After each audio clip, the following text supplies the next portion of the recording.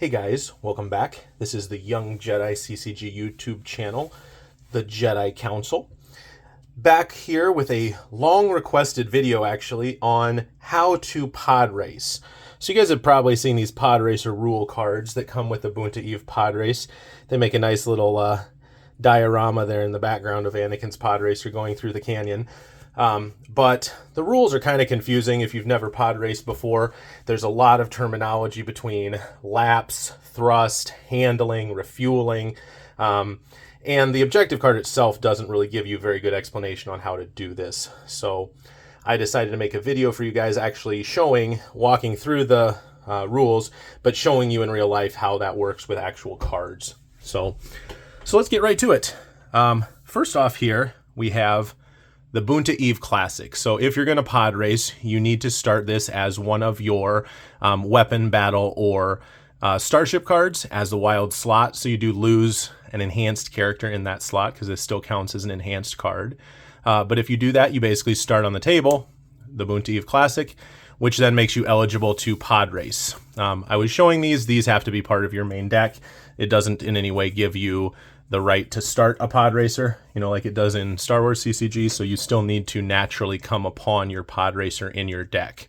So that's really the first step that I'll show you is, first step is deploying your pod racer to Boonta Eve Classic. So at such a time as you have either your pod racer or your pilot in hand, you may deploy that to Boonta Eve Classic. Couple things with that.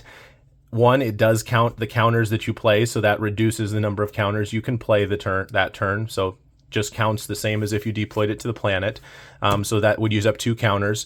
And then secondarily, it is on table for uniqueness purposes. So I cannot then deploy Juan Sandage to the table. It's probably only relevant for Anakin Skywalker because you'd never want to play any of these guys anyway.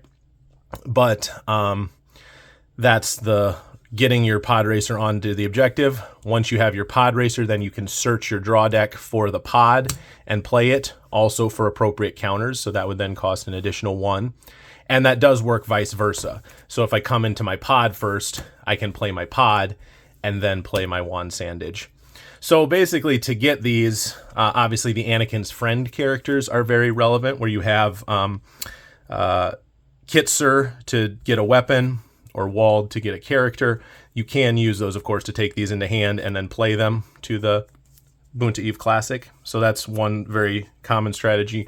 Or obviously in the championship deck that you'll see, the Juan Sandage Says I Win, they literally play 10 pod racers, just so you get that right away, and then even 3 pilots on top of that. So they have 13 cards in their deck just to guarantee, virtually guarantee that you get that on the first turn. So let's say that we've got our pod racer and our pod pilot to Boonta Eve Classic. Then that enables us to pod race. So how do you pod race? So the very first thing that you do, as outlined on here, so we've kind of explained Boonta Eve Classic. The next thing you do, with some of this terminology, actually I'm going to go to this rule card 3, talks about your thrust. So in order to thrust or play lap cards, you need to have thrust on your pod racer pilot. Well, how do you get thrust? When you play your pilot, you get to add 1 thrust per turn. So the first turn you play it, you get to add 1 thrust token.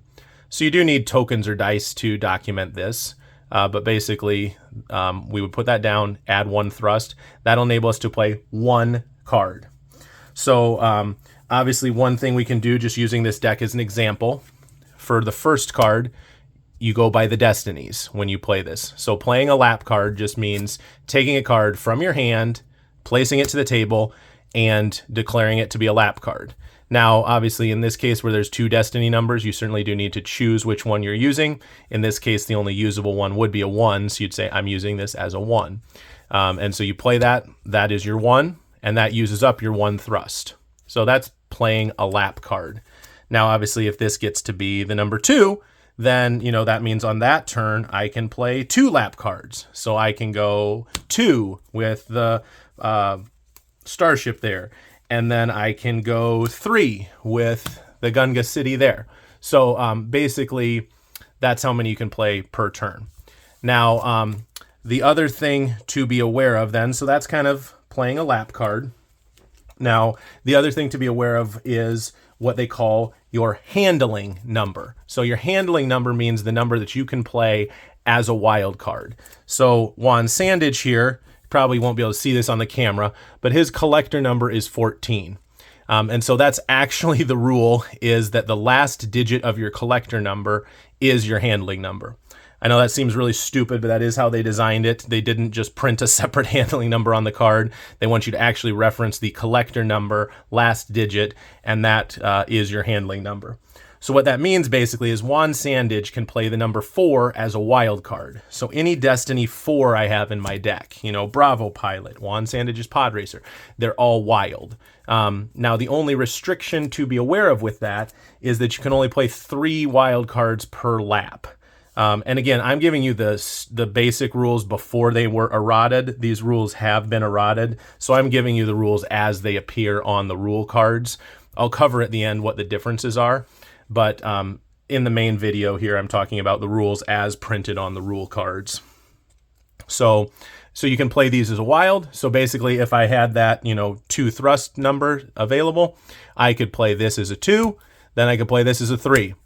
Now, important thing to note is if I play the number 4, I do not have to declare that to be wild because it can still just be the number 4. So this is a legal play. 1, wild 2, wild 3, regular 4. I still actually have one more wild card left, so I could play wild 5 and then 6. So as crazy as that looks, you can see, basically I'm racing only the number 4 here, but this is a legal lap because the 1 is natural, the 6 is natural, and the 4 is natural. So that is a legitimate lap from 1 through 6. So that would be a completed lap. If you complete a lap, the rule is you basically take your cards and you shuffle them back into your draw deck, and then you add a lap counter. So you will want 2 different types of counters, one for thrust and one for laps. But basically that shows I completed 1 lap. And so complete 3 laps, you win the game. Your opponent discards their whole deck immediately when you complete 3 laps. Now this, like I said, this number just keeps counting up every turn. It goes first turn 1, second turn 2, third turn 3. On each of your turns, you get to increase this by 1. So that's the thrust number. Now, one other thing to note of these cards that I was playing to the Podracer, to the lap pile, they are not on table for uniqueness. So this, all that is relevant is the Destiny number. So this Wald, I could still play a Wald on the planet if he's in my Podrace. Because again, we're not representing these as cards on the table. We're just representing them as Destiny in the lap. So these are not on table for uniqueness. And of course, for example, Juan Sandage's is on table for uniqueness over here on the Boonta Eve Classic. This is okay to use him as a race number on the Boonta Eve Classic, because again, all we're looking at for these cards is Destiny. And then the only other restriction for you to be aware of with playing lap cards is you cannot play a location as a lap card. Reason being is that if you needed to pull a location to actually fight at and it was stuck in your lap pile, that would really screw things up. So they just have the rule of you just can't play those to your lap pile. So locations are ineligible as lap cards. So that should cover, I think, most of the rules surrounding laps. Now, the last thing that I think really to cover is the refueling. So again, refueling means when after you play your lap card, you get to draw another card. So, or I shouldn't say another card, you get to draw up to 1/2 of your thrust rounded up. So let me just break that down for you again. So in most simple terms, let's say this is my turn 1. I just added my first thrust token. I play Yusugai's Bombad to my lap pile. I would be able to then draw 1 more card to replace it because 1/2 of 1 is 0.5, rounded up is 1. So basically I would get to redraw 1 card if my number is 1. If my number is 2, I still only get to draw 1 card because 1 is 1/2 of 2. Once this goes up to 3, I get to draw 2 cards. Again, 1/2 of 3 is 1.5, rounded up as 2. So that's the other, excuse me, that's the other thing that your thrust number is relevant for. Your thrust number says that's how many lap cards I can play, 1, 2, 3. And also that is half that number is what I get to refuel back into my hand. So that's where that number is highly relevant for both of those things. So yeah, I think at this point I've covered most of the standard rules here as far as how you pod race, what the restrictions are. So yeah, so there was lap cards. That's just playing them to the lap pile.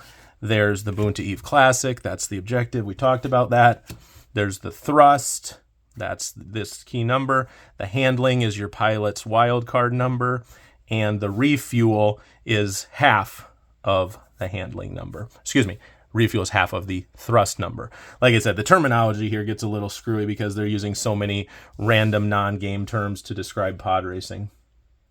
So that is the quick summary there. Hopefully you guys appreciated kind of learning how to actually do a pod race.